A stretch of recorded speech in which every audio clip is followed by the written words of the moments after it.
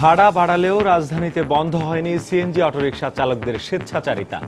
৬২%ই তোয়াক্কা করে না মিটারের। মিটারে চলতে রাজি না, আর যদিও মিটারে চলতে লাগে ওদেরকে বেশি টাকা দিতে হইব। ঢাকা মেট্রো গাড়ি মিটারে চালায় না, তারা কোনটাকে ভাড়া মারে। শতভাগ চলে না যে আপনার মিটারে, এটার সত্যি কথা। এটা ২০ ফেব্রুয়ারি থেকে রেলে যাতায়াতে গুনতে হবে বাড়তি ভাড়া। সেবার মান বাড়বে কিনা প্রশ্ন যাত্রীদের। বেশিরভাগ সিটে সার্ফোকা, সিটগুলো ভালো হয় না, কিছু সিট ভাঙা থাকে। ট্রেনের সার্ভিস তো আরো ভালো হওয়া উচিত, যেরকম সার্ভিস এরকম আইলে সিট পাওয়া যায় না। দেখছিলেন বিশেষ শিরোনাম। সন্ধ্যার সময় সঙ্গে আছে আমি শেখ জায়েদ এবং আমি সজল দাস। এবার অন্যান্য শীর্ষ সংবাদ। এবার গাজীপুরে মুক্তিপণের টাকা না পেয়ে ৪ বছরের শিশুকে হত্যা। দ্বন্দ্বের জেরে নারায়ণগঞ্জে কেবল নেটওয়ার্ক কর্মচারীকে হত্যার অভিযোগ।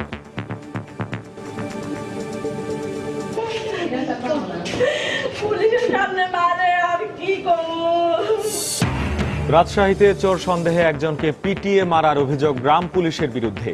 নরসিংদীতে ডাকাত সন্দেহে গণপিটুনিতে একজনের মৃত্যু।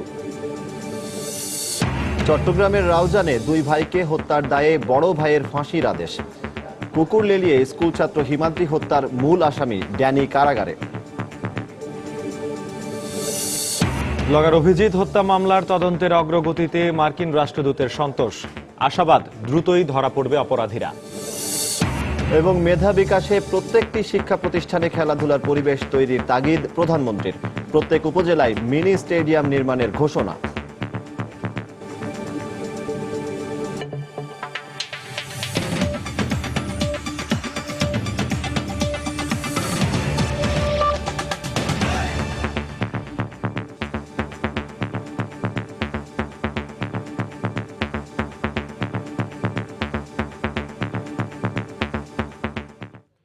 গাজীপুরে অপহরণের ২ দিন পর উদ্ধার করা সোলাইমানের লাশ দাফনের জন্য গ্রামের বাড়ি জামালপুরে নিয়ে গেছে পরিবার। মুক্তিপণের দাবিতে গত শনিবার তাকে অপহরণ করা হয় বলে জানায় স্বজনরা। এদিকে এই ঘটনার সঙ্গে জড়িতদের গ্রেপ্তারের দাবি জানিয়েছেন স্বজন ও এলাকাবাসী। জড়িত সন্দেহে একজনকে আটক করা হয়েছে, বাকিদের আটকের চেষ্টা চলছে বলেও জানায় পুলিশ। গাজীপুর প্রতিনিধির পাঠানো তথ্য ও ছবি নিয়ে ডেস্ক রিপোর্ট। ৪ বছরের শিশু সোলাইমানকে হারিয়ে এভাবেই কান্নায় ভেঙে পড়েন স্বজনরা। পুলিশ জানায় গাজীপুরের চান্দনা চৌরাস্তায় আউটপাড়া এলাকায় স্ত্রী সন্তান নিয়ে থাকতেন ভাঙাড়ি মালামালের ব্যবসায়ী মোকাররম হোসেন। শনিবার বিকেল থেকে তার ৪ বছরের ছেলে সুলাইমান নিখোঁজ হয়। পরে মোবাইল ফোনে ১.৫ লাখ টাকা মুক্তিপণ দাবি করে অপহরণকারীরা। ঘটনার পরদিনই জয়দেবপুর থানায় একটি সাধারণ ডায়েরি করলে অভিযানে নামে পুলিশ। ২ দিন পর সোমবার সন্ধ্যায় কাশিমপুর এলাকায় একটি জঙ্গলে শিশুটির লাশ পড়ে থাকতে দেখে পুলিশে খবর দেয় স্থানীয়রা। নির্মল প্রথম আমার জামাই নাম্বারে আইতে 10টা-11টা বাজে তখন ফোন দিচ্ছে। দেওয়ার পরে কইছে যে তোমার বাবু হারাইছে। হ্যাঁ আমার বাবু হারাইছে, তোমার বাবু আছে, সুস্থ আছে, তুমি যদি কাল 1.5 লক্ষ টাকা দিতে পারো তাহলে তোমার বাবু পাবা, কালকে দিন সময় নল তোমার বাবু নাচ পাবা তুমি। নির্মলা নিয়ে হারাইছে, নির্মলের কত হাত ধরছি, পাও ধরছি, বাবা ডাকছি, বাপ দাবি দিছি, আমার বাবাটারে বাহিরি দেন। বাবার কাছে বলে টাকা পয়সা চাইছি, লোন তুলে দিতে কইছেন, দিছে না কারণে এই জিদ দে এই বাচ্চা নিয়ে গেছে। এদিকে সোলাইমানের মৃত্যুতে ফুঁসে উঠেছে এলাকাবাসী। জড়িতদের দ্রুত গ্রেফতার করে আইনের আওতায় আনার দাবি জানিয়েছেন তারা। শিশু বাচ্চাকে যারা এরকম মারে তাদের চরম শাস্তি এবং ক্যাপিটাল পানিশমেন্ট দেওয়া উচিত। আমার সন্তানটাকে এরকম করতে পারতো না। আমি এর বিচার চাই, ফাঁসি চাই। খুব তাড়াতাড়ি দৃষ্টান্তমূলক শাস্তি আমরা প্রধানমন্ত্রীর কাছে দাবি করতেছি। এটা এই ঘটনায় নির্মল নামে একজনকে আটক করা হয়েছে, বাকিদের আটকেরও চেষ্টা চলছে বলে জানিয়েছে পুলিশ। আমাদের নলেজে আসার আগেই বাচ্চাটা ডেড বডি আমরা পাই, ডেড বডি উদ্ধার করছি, আমরা একটা মামলা নিছি। আশা করতেছি যে যারা অপহরণ করছিল তাদের খুব দ্রুতই আমরা পেয়ে যাব। ইতিমধ্যে আমরা কিছু ক্লু পেয়ে গেছি, আমাদের কিছু ডাটা চলে আসছে, ডাটার ভিত্তিতে আমরা এদেরকে অ্যারেস্ট করতে সক্ষম হব। শিশুটিকে শ্বাসরোধ করে হত্যা করা হয়েছে বলে ধারণা করছে পুলিশ। এছাড়া শিশুটির শরীরে বিভিন্ন স্থানে আঘাতের চিহ্ন রয়েছে বলেও জানায় তারা। সময় সংবাদ, গাজীপুর। রাজশাহীর পবায় এবার চোর সন্দেহে হাসান নামে এক যুবককে পিটিয়ে হত্যার অভিযোগ উঠেছে গ্রাম পুলিশ সদস্যদের বিরুদ্ধে। গত রাত 2টার দিকে দর্শনপাড়া ইউনিয়নের বাকশৈল গ্রামে এ ঘটনা ঘটে। ঘটনার সুষ্ঠু বিচার দাবি করেছেন তার স্বজনরা। পুলিশ বলছে তদন্ত শেষে দোষীদের আইনের আওতায় আনা হবে। রাজশাহী পবা উপজেলার ১ নং দর্শনপাড়া ইউনিয়নের বাকশৈল গ্রামে সোমবার রাত ২টার সময় দিলজান আলীর মুদির দোকানে চোর সন্দেহে আটক করা হয় হাসান আলীকে। এরপর স্থানীয়রা তাকে দু একটি চড়থাপ্পড় মারার পরে তুলে দেয় গ্রাম পুলিশের হাতে। তারপর গ্রাম পুলিশ স্থানীয় একটি ক্লাবে আটকে রেখে রাতভর নির্যাতন চালায় তার উপরে। এরপর চোর সন্দেহে আটক হাসান আলীর সকালে অবস্থার অবনতি ঘটে। স্থানীয় চেয়ারম্যানের সহযোগিতায় তাকে হাসপাতালে নেওয়ার পথে তিনি মারা যান।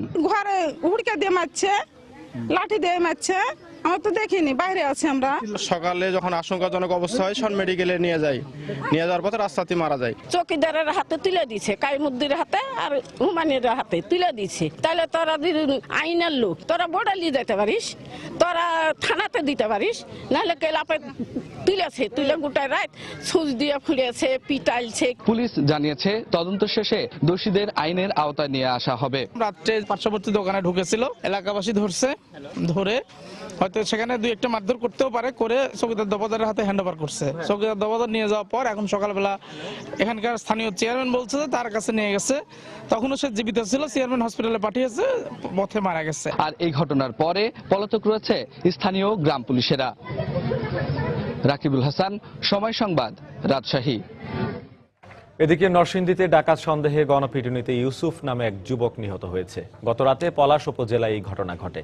পুলিশ ও এলাকাবাসী জানায় রাত ৩টার দিকে উপজেলার খাসহাওলা জয়পুরা গ্রামে ৬ থেকে ৭ জনের একদল ডাকাত হানা দেয়। এ সময় এলাকাবাসী তাদেরকে ধাওয়া করলে বাকিরা পালিয়ে যেতে সক্ষম হলেও ইউসুফ নামে একজনকে আটক করে তারা। পরে তাকে গণপিটুনি দেয় বিক্ষুব্ধ এলাকাবাসী। আশঙ্কাজনক অবস্থায় উদ্ধার করে নরসিংদী জেলা হাসপাতালে নিয়ে গেলে তাকে মৃত ঘোষণা করেন কর্তব্যরত চিকিৎসক। এই ঘটনায় পলাশ থানায় ডাকাতির চেষ্টায় একটি এবং গণপিটুনির ঘটনায় অপর একটি মামলা করেছে পুলিশ। তারা দৌড় দিয়ে পালিয়ে যাওয়ার চেষ্টা করে, তখন পাহারাদারের ডাক চিৎকারে এলাকাবাসী ছুটে আসে এবং ইউসুফকে আটক করে গণপিটুনি দিলে ইউসুফ আহত হয়। গুরুতর আহত অবস্থায় থানা পুলিশ সংবাদ পেয়ে তাকে উদ্ধার করে হাসপাতালে নিয়ে যায়। হাসপাতালে নেওয়ার পরে সে মারা যায়। চট্টগ্রামের রাউজানে দুই ভাইকে হত্যার দায়ে বড় ভাই আবুল কালামকে মৃত্যুদণ্ডাদেশ দিয়েছেন আদালত। সকালে দ্বিতীয় জেলা ও দায়রা জজ আদালতের বিচারক মোহাম্মদ রবিউজ্জামান এই আদেশ দেন। মামলার বিবরণে জানা যায়, জমি নিয়ে বিরোধের জেরে 2013 সালের 23 জুলাই রাউজানের সুলতানপুর এলাকার আবু সুফিয়ান ও আবু মোর্শেদ আজাদকে ছুরিকাঘাত করে হত্যা করা হয়। এই ঘটনায় রাউজান থানায় বড় ভাই আবুল কালামকে আসামি করে মামলা করেন আবু সুফিয়ানের স্ত্রী সুলতানা বেগম। পরে ওই বছরের 30 অক্টোবর আবুল কালামকে অভিযুক্ত করে আদালতে চার্জশিট দেয় পুলিশ। নিহতদের মা সহ 14 জন সাক্ষীর সাক্ষ্য গ্রহণ শেষে আজ মামলার রায় ঘোষণা করেন আদালত। চট্টগ্রামে কুকুর লেলিয়ে স্কুল ছাত্র হিমাদ্রি মজুমদার হিমুকে হত্যার ঘটনায় মূল আসামি মাহবুবুল আলম ড্যানিকে কারাগারে পাঠানোর আদেশ দিয়েছেন আদালত। দুপুরে অতিরিক্ত মহানগর দায়রা জজ নুরুল ইসলাম এই আদেশ দেন। পুলিশ জানায়, দীর্ঘদিন বিদেশে পালিয়ে থেকে কয়েকদিন আগে ড্যানি দেশে ফিরে এসেছে এমন সংবাদের ভিত্তিতে দুপুরে পাঁচলাইশে তার বাড়িতে অভিযান চালানো হয়। এ সময় বাড়ি থেকেই তাকে গ্রেপ্তার করা হয়। পরে আদালতে নিয়ে যাওয়া হলে ড্যানিকে কারাগারে পাঠানোর নির্দেশ দেন বিচারক। মামলার বিবরণীতে বলা আছে, মাদক বিরোধী প্রচারণা চালানোর অভিযোগে 2012 সালের 27 এপ্রিল হিমুর উপর কুকুর লেলিয়ে দেয় ড্যানি। এক পর্যায়ে সে বহুতল ভবন থেকে পড়ে যায়। পরে চিকিৎসাধীন অবস্থায় 23 মে মারা যায় হিমু। ব্লগার অভিজিৎ রায় হত্যা মামলার তদন্ত কার্যক্রমে সন্তোষ প্রকাশ করে মার্কিন রাষ্ট্রদূত মার্শিয়া ব্লুম বার্নিকাট আশা প্রকাশ করেছেন, অভিজিতের হত্যাকারীরা খুব দ্রুতই ধরা পড়বে। সকালে মিরপুরে ফায়ার সার্ভিস ও সিভিল ডিফেন্স ট্রেনিং কমপ্লেক্সে এক অনুষ্ঠান শেষে সাংবাদিকদের সঙ্গে কথা বলেন তিনি। আমরা জানি তদন্ত চলছে। পুলিশের সহযোগিতামূলক আচরণে আমরা খুবই সন্তুষ্ট। আশা করছি একটা ইতিবাচক ফলাফল বেরিয়ে আসবে এবং অভিজিতের হত্যাকারী ধরা পড়বে, ন্যায় বিচার নিশ্চিত হবে। ভাড়া বাড়িয়েও বন্ধ করা যাচ্ছে না রাজধানীর সিএনজি অটোরিকশা চালকদের স্বেচ্ছাচারিতা। বাংলাদেশ যাত্রী কল্যাণ সমিতির সাম্প্রতিক এক জরিপ মতে এখনো 62% অটোরিকশা চলে চুক্তিতে। আছে খুশি করার নামে বাড়তি ভাড়া আদায়ের প্রবণতা। বিআরটি এসব অভিযোগ স্বীকার করে বলছে, সিএনজির মিটারে চলাচল শতভাগ কার্যকর করতে সাধ্যমতো চেষ্টা করছেন তারা। মোস্তাফিজুল হক আকাশের ছবিতে বিস্তারিত আতিকুর রহমান তমালের রিপোর্টে। ভাড়া 80 টাকা বলছেন, 100 টাকা চাইতেছে। কেন বলছেন যে 100 টাকা নেবেন? ইনি বলছে যে ভাই 80 টাকা দিবেন। রাজধানীর অটোরিকশা চালকেরা আবার ফিরেছেন আগের চরিত্রে। 100 টাকা হওয়ার কথা না, আমরা মিটারে যাব, তাই না নাকি? তো সেটা কি ঠিক? ঠিক না। নগরীতে মিটার সহ ও মিটার ছাড়া এই দু ধরনের অটোরিকশার বাইরেও আরও এক ধরনের অটোরিকশা চলে। ধূসর রঙের এই অটোগুলোর মিটার নেই, যাত্রী পরিবহনের অনুমতিও নেই, কিন্তু যাত্রী নিতে ভাড়া হাঁকেন ইচ্ছে মতো। ধরে না পুলিশ, ইয়া নাই, মিটার নাই, মানে প্রাইভেট গাড়ি চালাচ্ছে। এটা তো আমি বুঝি, আপনারা তো কোনো কিছু শেখাইবো না। বাংলাদেশ যাত্রী কল্যাণ সমিতির সাম্প্রতিক এক জরিপ দেখাচ্ছে, নভেম্বরে বাড়তি ভাড়া কার্যকরের পর বেশিরভাগ অটো মিটারে চললেও এখন 62 ভাগই আর তা মানছে না। বকশিস দাবি করে 81 ভাগ, আর যাত্রীদের পছন্দের গন্তব্যে যেতে চায় না 73 ভাগ চালক, আর মিটারই নেই 38 ভাগ অটোতে। আমরা প্রায় 1093টা সিএনজি অটো রিক্সা দেখেছি এবং প্রায় 1200 যাত্রীর সাথে আমরা কথা বলেছি। সরকার যদি আন্তরিকভাবে চেষ্টা চালায়, আমরা মনে করি এখান থেকে উত্তরণ ঘটানো সম্ভব। যাত্রী তো বটেই, অনেক চালকের অভিযোগ এক শ্রেণীর চালকের চুক্তিভিত্তিক চলাচলের কারণে ভুগছেন তারাও। অনেক গাড়ি ঢাকা মেট্রো গাড়ি মিটারে চালায় না, তারা কন্টাকে ভাড়া মারে, আর ওরা যদি কন্টাকে ভাড়া মারে, একজনের লাগে 10 জন নষ্ট। ওনারা মিটারে চলতে রাজি না, আর যদিও মিটারে চলতে লাগে ওদেরকে বেশি টাকা দিতে হইব। আর আপনি বিশ্বাস করলে আপনি ক্যামেরা এটা থন, আমার সাথে চলেন, দেখেন একটা যায় কিনা, একটা যাবো না। কর্তৃপক্ষ বলছেন, 3 চাকার এই যানকে শৃঙ্খলায় আনতে তারা নিয়মিত অভিযান পরিচালনা করছেন। কত পার্সেন্ট এটা আমরা কমপ্লেন দেখে মনে করতে পারি যে 100% চলে না, এটা আমরা বলতে পারি। এখন কত পার্সেন্ট চলছে সেটা তো বলা যাবে না। 100% চলে না যে আপনার মিটারে, এটার সত্যি কথা এটা। বিআরটি এর হিসেবে নগরীতে নিবন্ধিত সিএনজি অটোরিকশার সংখ্যা প্রায় 10,000, আর যাত্রী কল্যাণ সমিতি বলছে প্রাইভেট লেভেলযুক্ত এবং অবৈধ অটোরিকশার সংখ্যাও ওই সংখ্যার কাছাকাছি। যদিও ভাড়া বাড়ানো হয়েছে, তারপরও নিয়ম মানানো যায়নি সব সিএনজি চালকদের। যাত্রীরা বলছেন, মিটারে চলার এই শুভ উদ্যোগটিকে টিকিয়ে রাখতে হলে প্রয়োজন সরকারের কঠোর নজরদারি। আতিকুর রহমান তামাল, সময় সংবাদ, ঢাকা। এদিকে 20 ফেব্রুয়ারি থেকে ট্রেনে চলাচলকারী বিভিন্ন রুটের যাত্রীদেরকেও গুনতে হবে বেশি ভাড়া। সেবার মান না বাড়লেও এশিয়ান ডেভেলপমেন্ট ব্যাংক এডিবির প্রেসক্রিপশন অনুযায়ী 3 বছরের মাথায় 7.23% হারে ভাড়া বাড়িয়েছে রেলওয়ে। এরই অংশ হিসেবে যাত্রীদের সর্বনিম্ন 20 থেকে সর্বোচ্চ 150 টাকা পর্যন্ত বাড়তি ভাড়া গুনতে হবে। বিস্তারিত জানাচ্ছেন কমল দে। নানা অনিয়ম, অব্যবস্থাপনা এবং দুর্নীতি নিয়ে রেলওয়ে যাত্রীদের অভিযোগের শেষ নেই। নানা সমস্যার কারণে যাত্রীদের কাঙ্ক্ষিত সেবা দিতে ব্যর্থ হচ্ছে রেলওয়ে কর্তৃপক্ষ। তারপর 2012 সালের 1 অক্টোবর 50% ভাড়া বাড়ানো হয়েছিল। ভাড়া বাড়ানোর সময় সেবার মান বাড়ানোর যে অঙ্গীকার করা হয়েছিল তা পায়নি যাত্রীরা। বেশিরভাগ সিটে সার্ফোকা, সিটগুলো ভালো হয় না, কিছু সিট ভাঙা থাকে, বাথরুমের অবস্থা ভালো না, অনেক সময় সিটে একটু সমস্যা দেয়, প্রবলেম। ট্রেনের সার্ভিস তো আরো ভালো হওয়া উচিত, যেরকম সার্ভিস এরকম আইলে সিট পাওয়া যায় না, ব্ল্যাকে টিকিট বিক্রি করে। রেল কর্মকর্তারা জানান, বিগত 2011-12 অর্থ বছর রেল পরিচালনা ব্যয় 260% হলো। এডিবির প্রস্তাবনা অনুসরণ করে পরের অর্থ বছরে তা 194% নামিয়ে আনা হয়। তাই লাভ ক্ষতি সমন্বয় করতে এডিবির প্রেসক্রিপশন অনুযায়ী এবার বাড়ানো হলো ট্রেনের ভাড়া। রেলের কর্মকর্তা কর্মচারীদের বেতন বৃদ্ধি, জ্বালানি তেলের মূল্য বৃদ্ধি এবং রেল পরিচালনার ব্যয় বৃদ্ধির কারণে ভাড়া বৃদ্ধির প্রস্তাব অনুমোদিত হয় এবং তা আগামী 20 ফেব্রুয়ারি 2016 থেকে কার্যকর হবে। 20 ফেব্রুয়ারি থেকে কার্যকর বর্ধিত ভাড়া হিসেবে সুবর্ণ এক্সপ্রেসের শীততাপ নিয়ন্ত্রিত কক্ষের যাত্রীদের 673 টাকার পরিবর্তে 725 টাকা, শোভন শ্রেণীর যাত্রীদের 353 টাকার পরিবর্তে 380 টাকা, মহানগর প্রভাতী, গোধূলি এবং তুল্যনিশীতার শোভন শ্রেণীর যাত্রীদের 320 টাকার পরিবর্তে 345 টাকা দিতে হবে। একই পদ্ধতি অনুসরণ করে বাড়ানো হয়েছে সবগুলি যাত্রীবাহী ট্রেনের ভাড়া। প্রতিটি জিনিসই ঊর্ধ্ব মূল্যে ক্রয় করতে হচ্ছে। সে আর আলোকে আমাদের এই ভাড়া বৃদ্ধি, বর্তমানে আবার নতুন করে ভাড়া বৃদ্ধি করা ছাড়া কোনো গতান্তর নেই। যাত্রীদের পাশাপাশি পণ্য এবং কন্টেনার পরিবহনও ভাড়া বেড়েছে। চট্টগ্রাম বন্দর থেকে ঢাকা কমলাপুর আইসিডিতে পাঠানো 20 ফুট সাইজের কন্টেনারের ভাড়া 15,000 টাকার পরিবর্তে 16,100 টাকা, 40 ফুট সাইজের কন্টেনারের ক্ষেত্রে ভাড়া 21,000 টাকার পরিবর্তে 22,600 টাকা দিতে হবে। কমল দেব, সময় সংবাদ, চট্টগ্রাম। সন্ধ্যার সময় আরো থাকছে। গুরুতর অসুস্থ অবস্থায় বীর প্রতীক তারামুল বিবিকে ময়মনসিংহ মেডিকেলে ভর্তি, উন্নত চিকিৎসার জন্য ঢাকায় আনার সিদ্ধান্ত। আবারও ব্যয় বেড়েছে ঢাকা চট্টগ্রাম 4 লেন মহাসড়ক প্রকল্পের। প্রধানমন্ত্রী শেখ হাসিনার সভাপতিত্বে সকালে জাতীয় অর্থনৈতিক পরিষদের নির্বাহী কমিটি একনেক সভায় 626 কোটি টাকার ব্যয় বাড়ানোর প্রস্তাব পাস হয়। এ নিয়ে তৃতীয় দফায় প্রকল্পটির খরচ বাড়ল। এর ফলে প্রকল্পের ব্যয় দাঁড়িয়েছে প্রায় 3,900 কোটি টাকা। নির্মাণ কাজ শেষ হবে চলতি বছরের ডিসেম্বরে। সভা শেষে পরিকল্পনা মন্ত্রী আহমদ মুস্তফা কামাল সাংবাদিকদের এই কথা জানান। এছাড়া মালিবাগে সরকারি কর্মকর্তা কর্মচারীদের জন্য ফ্ল্যাট নির্মাণ, বাংলাদেশ পুলিশের 12টি ব্যারাক নির্মাণ, রাজশাহীতে বঙ্গবন্ধু শেখ মুজিবুর রহমান নভ থিয়েটার নির্মাণ প্রকল্প অনুমোদন দেওয়া হয়।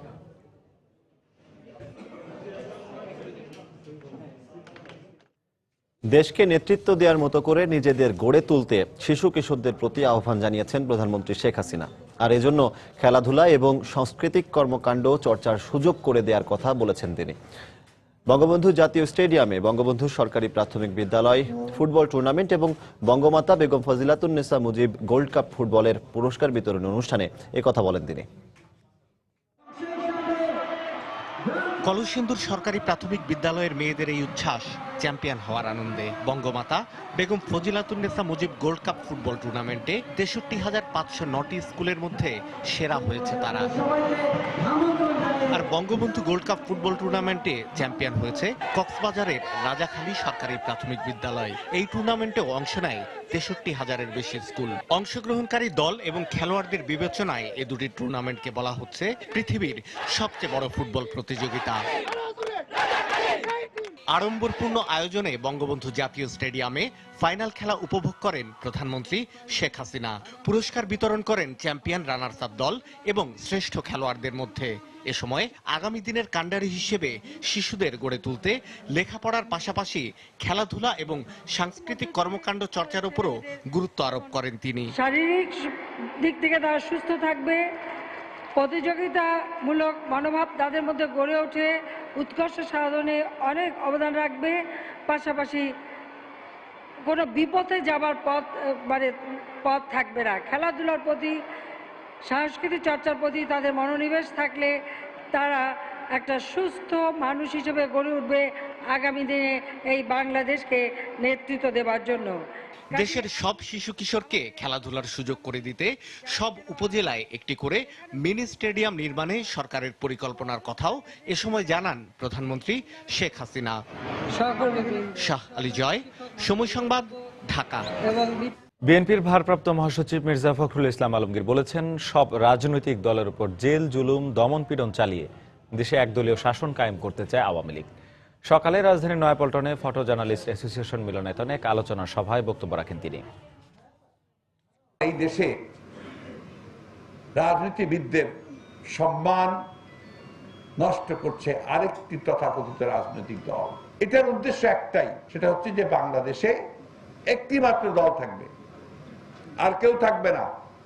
তারা এই দেশকে শাসন করবে, তারা এই দেশকে লুণ্ঠন করবে। এটা তাদের পৈতৃক একটা সম্পত্তি হয়ে দাঁড়ায়। এটাই তো রাজনীতির বিজ্ঞান। আপনি যখনই চতুর্দিক বন্ধ করে দেবেন তখন স্বাভাবিকভাবেই সেখানে কিন্তু এই ধরনের উগ্রতা সন্ত্রাসের জন্ম নেবে।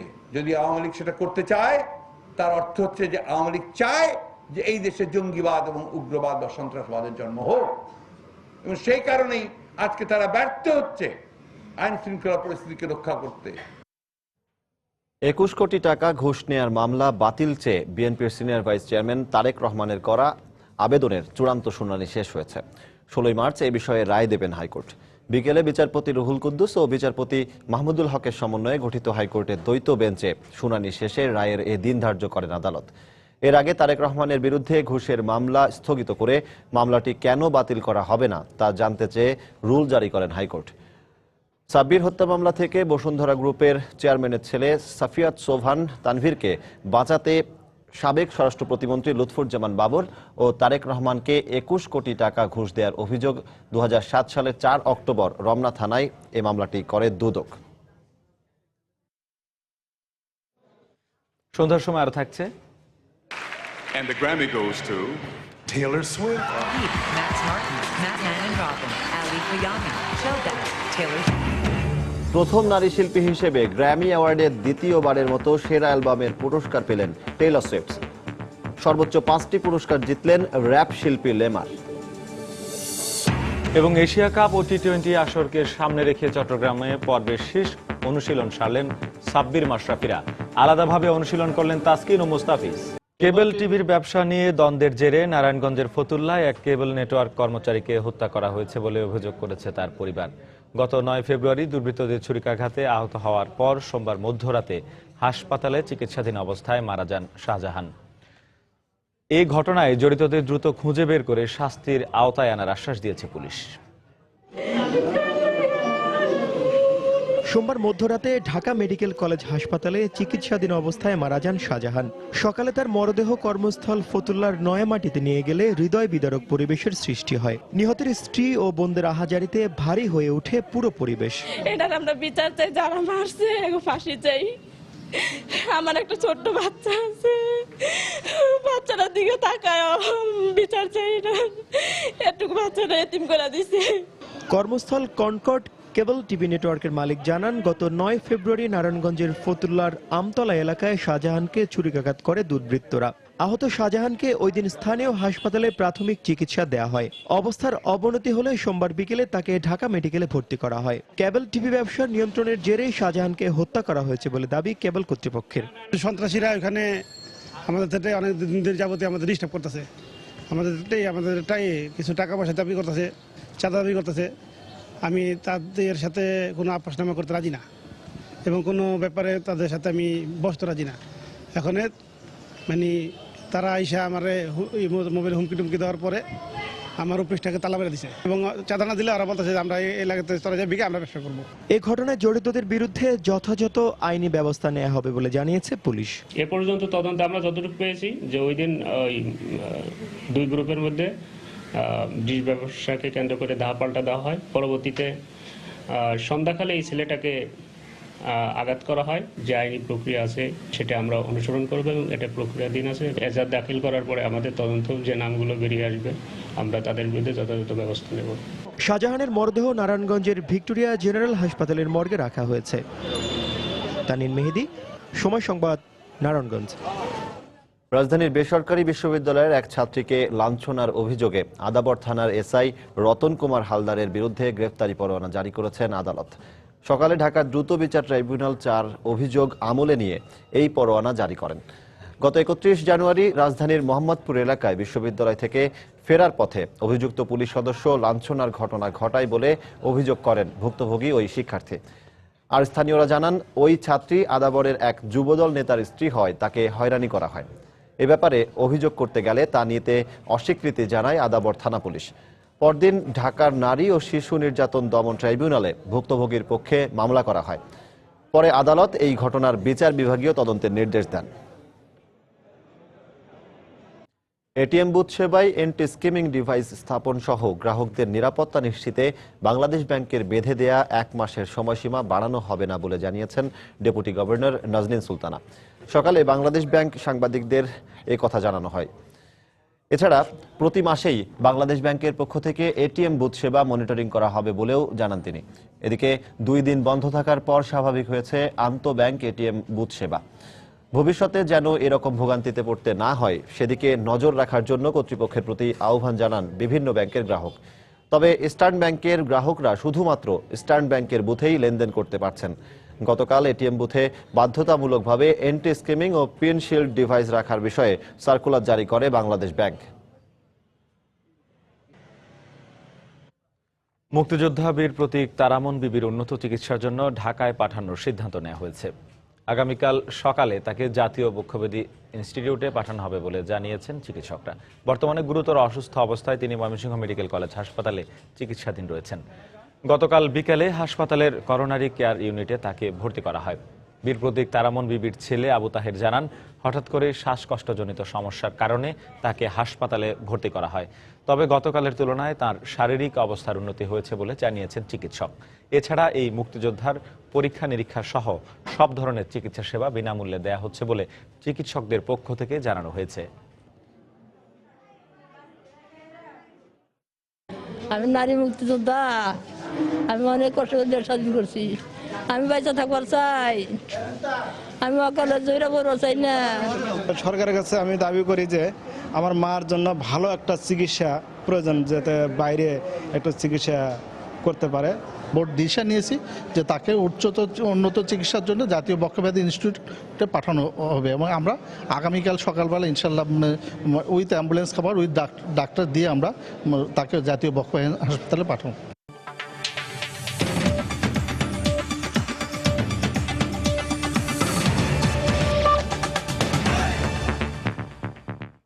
সিরিয়ায় 4টি হাসপাতাল ও 2টি স্কুলে বিমান হামলার ঘটনায় রাশিয়ার বিরুদ্ধে ওঠা যুদ্ধাপরাধের অভিযোগ প্রত্যাখ্যান করেছে মস্কো। সোমবার সিরিয়ার উত্তরাঞ্চলে বেশ কয়েকটি হাসপাতালে বিমান হামলার ঘটনাকে যুদ্ধাপরাধ হিসেবে বর্ণনা করে ফ্রান্স ও তুরস্ক। হাসপাতাল ছাড়াও সেখানকার বেশ কয়েকটি বিদ্যালয়ে চালানো ওই বিমান হামলায় এ পর্যন্ত শিশুসহ অন্তত 50 বেসামরিক নাগরিক নিহত হয়েছে উল্লেখ করে একে আন্তর্জাতিক আইনের লঙ্ঘন বলে অভিহিত করেছে জাতিসংঘ। আন্তর্জাতিক সাহায্য সংস্থা মেডিকেল সায়েন্স ফ্রন্টিয়ার ও তুরস্ক বিমান হামলার জন্য রাশিয়াকে দায়ী করলেও মঙ্গলবার ক্রেমলিনের মুখপাত্র দিমিত্রি পেসকভ বলেন, যারা এই ধরনের অভিযোগ করেছে তারা এর পক্ষে বিশ্বাসযোগ্য কোনো প্রমাণ দেখাতে পারবে না।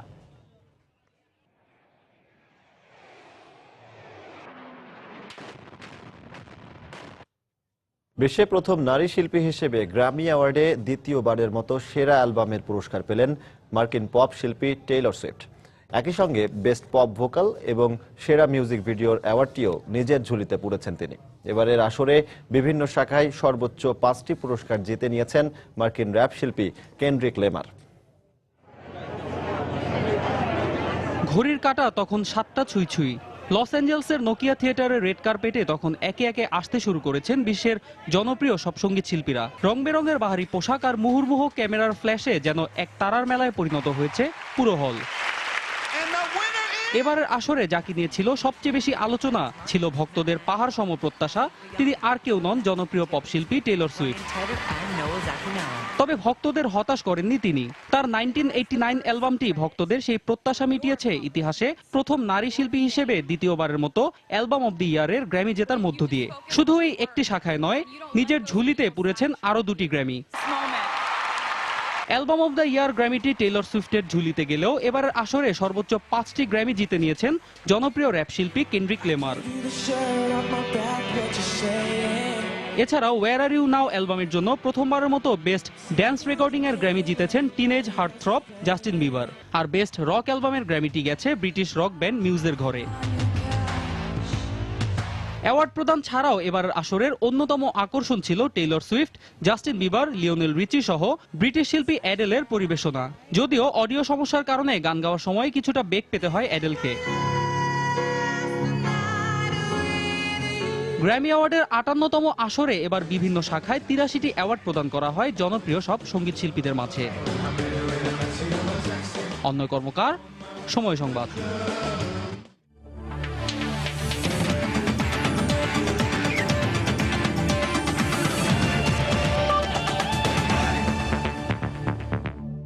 বাংলাদেশ জাতীয় ক্রিকেট দলের খবর।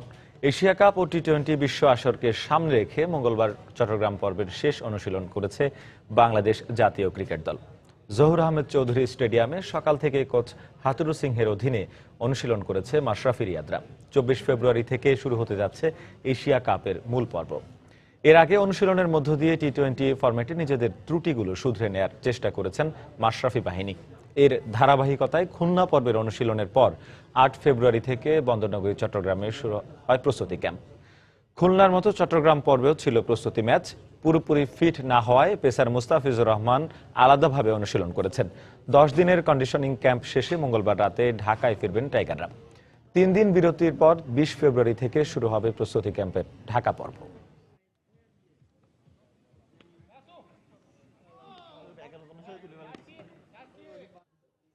সন্ধ্যার সময়ে এ পর্যায়ে শীর্ষ সংবাদ জানিয়ে দিচ্ছি আরেকবার।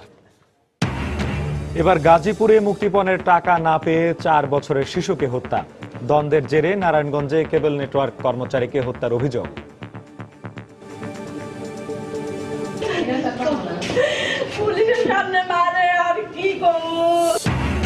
রাজশাহীতে চোর সন্দেহে একজনকে পিটিয়ে মারার অভিযোগ গ্রাম পুলিশের বিরুদ্ধে। নরসিংদীতে ডাকাত সন্দেহে গণপিটুনিতে একজনের মৃত্যু। চট্টগ্রামের রাউজানে 2 ভাইকে হত্যার দায়ে বড় ভাইয়ের ফাঁসির আদেশ। কুকুর লেলিয়ে স্কুল ছাত্র হিমাদ্রি হত্যার মূল আসামি ড্যানি কারাগারে। ব্লগার অভিজিৎ হত্যা মামলার তদন্তের অগ্রগতিতে মার্কিন রাষ্ট্রদূতের সন্তোষ। আশাবাদ দ্রুতই ধরা পড়বে অপরাধীরা। এবং মেধা বিকাশে প্রত্যেকটি শিক্ষা প্রতিষ্ঠানে খেলাধুলার পরিবেশ তৈরির তাগিদ প্রধানমন্ত্রীর। প্রত্যেক উপজেলায় মিনি স্টেডিয়াম নির্মাণের ঘোষণা।